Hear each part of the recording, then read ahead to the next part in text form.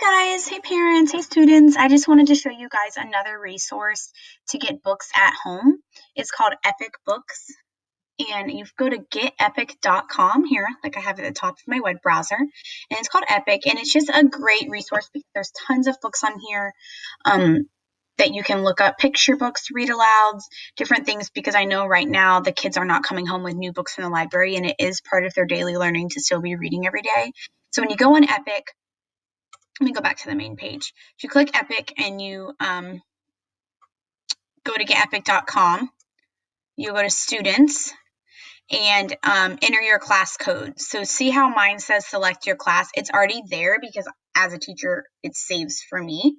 So once you go on Epic on the device you're going to be using for online learning, it should save the class code. But anyways, the class code is DIQ8371. So you would type that right here. Click go. It's going to load and it will pop up and it will have all the students' names. So here's all the kids in our class. I'm just going to go to guest student. But it's there. The pin, when you click on their name, like if I click on Mick, the pin is going to be the first 4 digits of their birthday. So if she was born August 25th, that's my birthday, it would be 0825, and she would enter. I'm just going to show you guys how to go on a guest student real quick.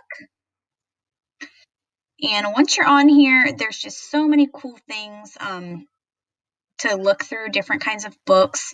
They can scroll down, they can go to comics, they can go to For You. If you go to the Explore tab up here at the top, there's all kinds of books on here. If you go to Mailbox, this is books that I've sent. So here I've sent them poetry, September books. This was Throw Kindness Around Like Confetti, really cute, different books, all kinds of different books about kindness in here. So I'm going to be making another collection. So if your students ever log in and there's anything in their mailbox, it's just some suggested books that I thought they would like that I sent. And if I go back to the front, I just want to show you one more thing. Do you see this FNP? FNP stands for Fontes and Pinnell. Fontes and Pinnell is the leveled library system. You might know this from when your students were younger, like in kindergarten, first, maybe even second grade, if their teacher ever told them their reading level.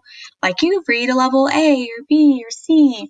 So if you click on it, here's the different levels. Most kids should be reading like LOPS.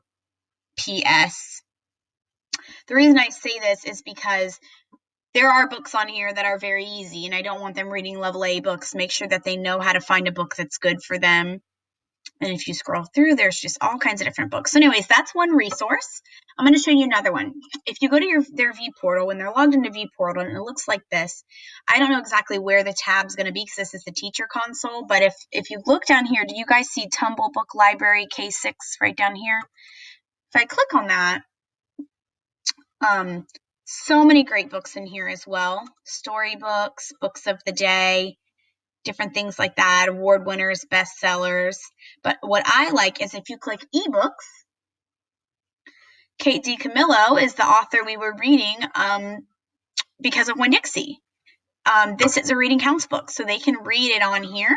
The Tale of Despero, I read that when I was in 3rd grade. Tiger Rising, an awesome 4th, 5th grade level book. So these are more chapter books. I mean, you do have the early readers, but if you come down here, chapter books, it's just more geared maybe a little towards 3rd grade. Not that Epic Books doesn't have that as well, but you know, if they're really wanting to find a book that could be reading counts, they could go on reading counts and look that up. So like, for example, if I click on Because of Winn-Dixie and I go to read online, it's not going to look exactly like a book, but you can do text options. You can mark the text, you can underline it, you can put a bookmark in it. Here's chapter 1, and you scroll through like this. So just an idea so that students are still reading and encouraged to be reading.